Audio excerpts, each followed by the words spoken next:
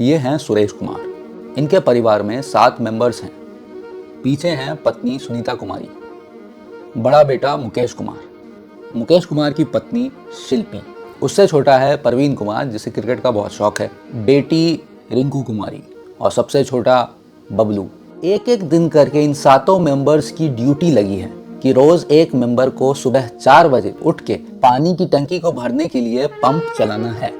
ये इसलिए कि देर करने पे सरफेस पंप या हैंड पंप ट्यूबवेल से पानी नहीं खींच पाता है और इस वजह से होती है दिन भर पानी की दिक्कत, किल्लत। अब पानी की ये दिक्कत इनके पूरे गांव में अप्रैल के पहले हफ्ते से ही होने लगी है। अधिकतर ट्यूबवेल इस गांव में अप्रैल के महीने में सूख चुके हैं। पानी ट्यूबवेल में या फिर सुबह सूरज निकलने से पहले आता है या सूरज डूबने के बाद आता है।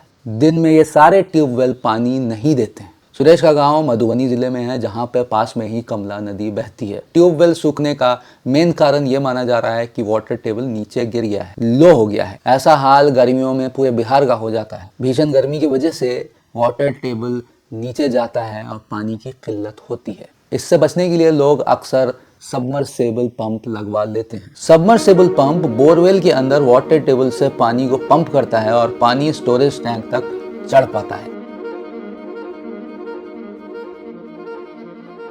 सरफेस पंप या हैंड पंप डीप लेयर से पानी को लिफ्ट खींच नहीं पाते हैं। बिहार का इंडो गैंगेटिक प्लेन एक बहुत बड़ा पानी का रिजर्वायर है। इसके बावजूद हैरानी की बात है कि पानी की किल्लत गर्मी के मौसम में हो रही है। एक ज्योलॉजिकल स्टडी के हिसाब से ग्राउंड वाटर टेबल 2005 तक स्टेबल था बिहार में। साल 2005 और 15 के बीच में वाटर टेबल में स्लो डिक्लाइन देखा गया और साल 2015 से 25 के दौरान ग्राउंड वाटर टेबल में रैपिड डिक्लाइन हो रहा है। समझते हैं कि ग्राउंड वाटर टेबल होता क्या है और इसकी कमी से क्या प्रॉब्लम हो रही है और इसका सोल्यूशन क्या है। ग्राउंड वाटर सैंड और क्ले के साथ एक्यूफर्स में पाया जाता है। ये एक्यूफर्स जमीन के अंदर मल्टीपल लेयर्स में होते हैं। इन वाटर बॉडीज मतलब एक्यूफर्स में वाटर के टॉप लेवल को वाटर टेबल कहा जाता है। ये वाटर टेबल डिफरेंट रीजन से फ्लक्चुएट करते हैं। रेनी सीजन में वाटर टेबल ऊपर उठता है और समर में वाटर टेबल डाउन जाता है। इसके अलावा एक्सेसिव वाटर एक्सट्रैक्शन या कम वाटर रिचार्ज के कारण भी वाटर टेबल नीचे जाता है। वाटर के 2 मेजर सोर्सेस हैं। पहला ग्लेशियर से जो नदियों से पानी आता है, दूसरा रेन वाटर। बारिश के पानी का कुछ हिस्सा सरफेस रन ऑफ की शक्ल में बहकर समुद्र में चला जाता है।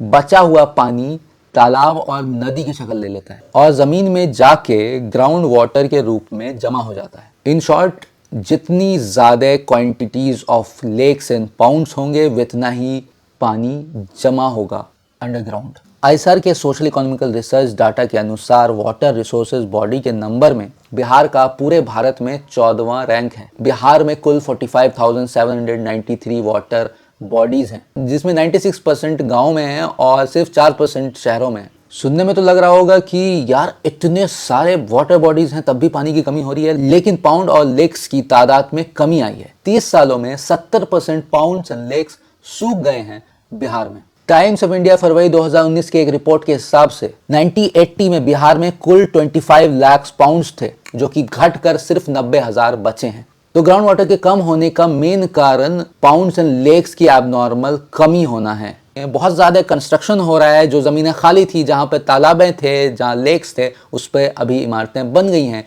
घर बन गए हैं। इस वजह से तालाब खत्म हो रहे हैं, लेक्स खत्म हो रहे हैं। इरिगेशन में भी ग्राउंड वाटर का एक्सेसिव इस्तेमाल होता है बिहार के अंदर। लगातार सालों की बारिश की कमी के कारण खेती के लिए अधिकतर ग्राउंड वाटर का ही यूज हो रहा है। बिहार में 60% इरिगेशन वाटर ट्यूबवेल के जरिए ग्राउंड वाटर को ही यूज किया जाता है। एक एस्टीमेट के मुताबिक बिहार में कुल 99.2 लाख ट्यूबवेल्स हैं, जिसके जरिए लगातार ग्राउंड वाटर को एक्सट्रैक्ट किया जा रहा है इरिगेशन के इस्तेमाल में लाने के लिए। बिहार सरकार ने जल जीवन हरियाली अभियान 2019 के तहत 80,000 से ज्यादा वाटर हार्वेस्टिंग स्ट्रक्चर्स की रिनोवेशन करवाई है।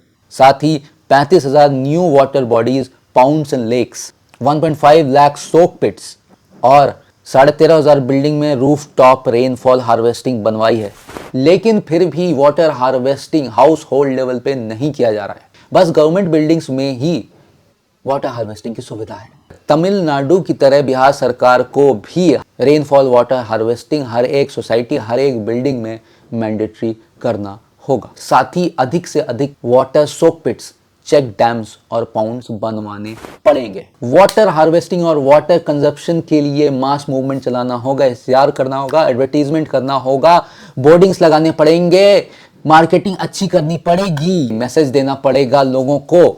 सरकार के पोस्टर्स लगे रहते हैं, लेकिन इस टाइप के पोस्टर्स गली मोहल्ले में लगने चाहिए ताकि लोगों को अवेयरनेस हो और लोग पानी बचाएं, तब जाके कुछ होने वाला है, वरना कुछ नहीं होगा। सालों साल ये कंडीशन वाटर टेबल और नीचे ही जाएगी। Thank you. अगर आपको ये वीडियो और ये इन्फॉर्मेशन अच्छा लगा हो तो हमारे चैनल को सब्सक्राइब कर लीजिए। हम ऐसे ही इंफॉर्मेटिव कंटेंट बनाते रहते हैं और आपके सामने लाने की कोशिश रहती है ऐसे ही इश्यूज़ को जो बहुत ही इंपॉर्टेंट है मेरे हिसाब से। इस वीडियो को लाइक कर दीजिए अगर आपको ये वीडियो पसंद आई है तो। Thank you.